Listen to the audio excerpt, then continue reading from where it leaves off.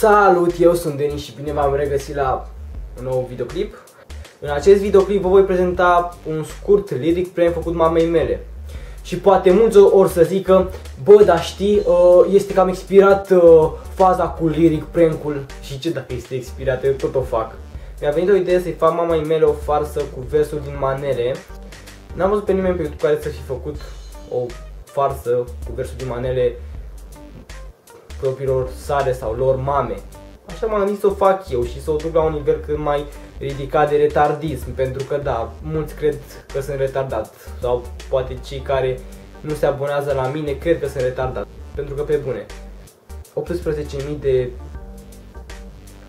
vizualizări la un videoclip și decât 500 și ceva de subscriberi.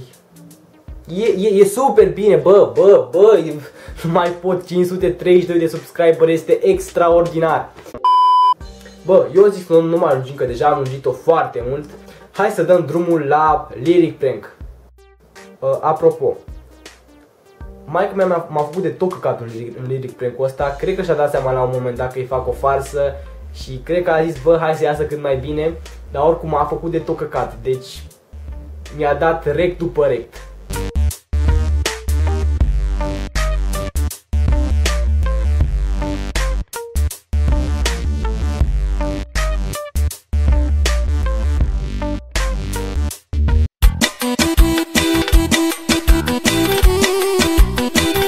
Ce faci? Acasă, tu? Bine, voiam să zic că 7 zile lângă tine, toate 7 merge bine. 7 zile din 7, nimeni nu ne desparte. ți-au tăiat cordonul umbilical acum 16 ani. Mor și mor de ei, mor de ochii. Când te uiți la mine, simt că mor iubire. Iar încurci profilele de Facebook. Dar Detalie mondială m-a făcut mama. Știe bine toată țara de valoarea mea.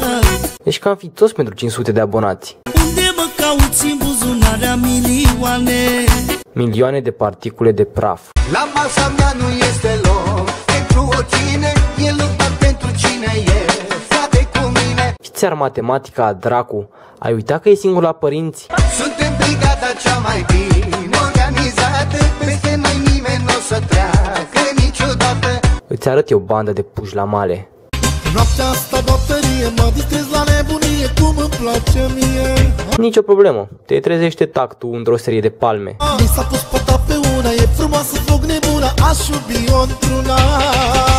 Învață întâi să folosești prezervativul.